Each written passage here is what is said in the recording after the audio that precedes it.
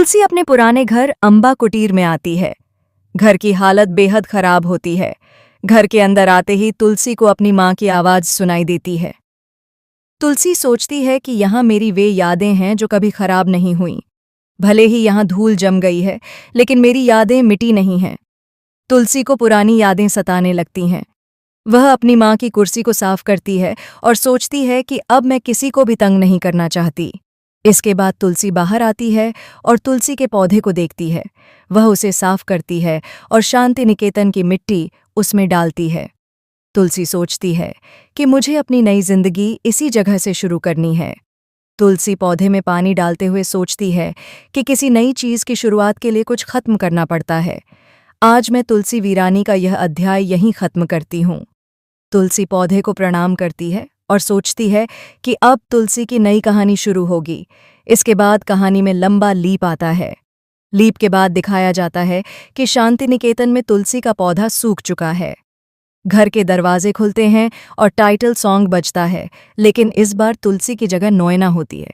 घर में परिवार का कोई भी सदस्य मौजूद नहीं होता। नोएना अकेले पूरे घर में घूमती है और घर को दिखाती है। इसके बाद वह रसोई में आती है और शूटिंग पूरी करती है। मीडिया वाला आदमी कहता है कि आपका घर इतना सुंदर है, इसलिए मैगजीन में इसकी कवर स्टोरी हो रही है। नोएना कहती है कि मेरे घर की हर चीज़ बहुत यूनिक है। वह घर की पेंटिंग्स और ख़ास झूमर दिखाती है। तभी महाराज कहते हैं कि अब यह घर नहीं, सिर्फ एक मकान है। नोएना ये सुन लेती है और उन्हें मेहमानों का ध्यान रखने को कहती है। रिपोर्टर घर के बाकी लोगों के बारे में पूछता है। महाराज बताते हैं कि पहले पूरा परिवार एक साथ बैठकर खाना खाता था, लेकिन अब सब कुछ बदल गया है। इस घर में बहुत लोग रहते हैं, लेकिन साथ में कोई नहीं है। इस घर की आत्मा आज कहाँ है, किसी को नहीं पता। दूसरी तरफ तुलसी अपने घर में तुलसी के पौधे में पानी डाल रही होती है और पूजा कर रही होती है। वह प्रार्थना करती है कि जगह बदल गई है, लेकिन तुलसी माँ के साथ मेरा रिश्ता नहीं बदला है। आप हमेशा मुझे संभाल कर रखना। इसके बाद तुलसी बच्चों को लड्डू खिलाती है और वहाँ काम करने वाली सभी महिलाओं से हालचाल पूछती है। तुलसी एक बच्ची से वीडियो रिकॉर्डिंग बंद करने को कहती है। बच्ची कहती है कि अगर वीडियो नहीं बनाएंगे तो नाम कैसे होगा? वीडियो सोशल मीडिया पर डालेंगे तभी तो सामान बिकेगा। तुलसी समझाती है कि हुनर ज्यादा जरूरी होता है।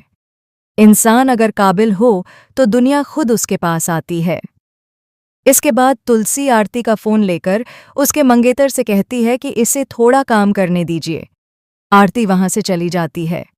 तभी धवल आता है और तुलसी को बताता है कि टेक्सटाइल इंडस्ट्री का एक बड़ा उत्सव हो रहा है, जहां देश के सबसे होनहार लोगों को अवार्ड दिए जाते हैं। वह चाहता है कि तुलसी भी उसमें हिस्सा ले। तुलसी हैरान होकर कहती है कि उसकी वहां जाने की कोई इच्छा नहीं है। धवल समझाता है कि मुंबई जाकर उसे बहुत फायदा हो सकता है, लेकिन तुलसी साफ कह देती है कि वह यह जगह छोड़कर नहीं जाना चाहती। धवल पूछता है कि क्या आप ही यहाँ की मालिक हैं? तुलसी जवाब देती है कि हम सब मालिक हैं, क्योंकि यह एक कोऑपरेटिव सोसाइटी है। सबकी मेहनत है, इसलिए सब मालिक हैं। वह चाहती है कि यहाँ की सभी लड़कियां अपने भविष्य के लिए पैसे जमा करें, ताकि उन्हें कभी किसी के सामने हाथ न फैलाना पड़े। धवल पूछता है कि यह आइडिया आपको कैसे आया? तुलसी बताती है कि यह आइडिया उसे माधव से मिला। उन्होंने उसे रास्ता दिखाया और हिम्मत दी, इसलिए वह उनके शेयर होल्डर हैं। धवल पूछता है कि वह कौन है? तब तुलसी भगवान की तस्वीर दिखाती है। वह बताती है कि उनका हिस्सा मंदिर में जाता है और वहीं से जरूरतमंदों की मदद होती है।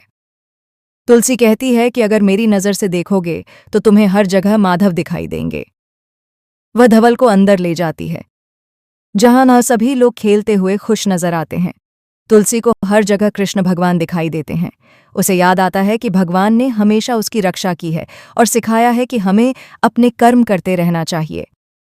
दोस्तों, आगे बढ़ने से पहले इस वीडियो को लाइक करें और चैनल को सब्सक्राइब जरूर करें। इसके बाद सभी लोग खाने के लिए बैठते हैं।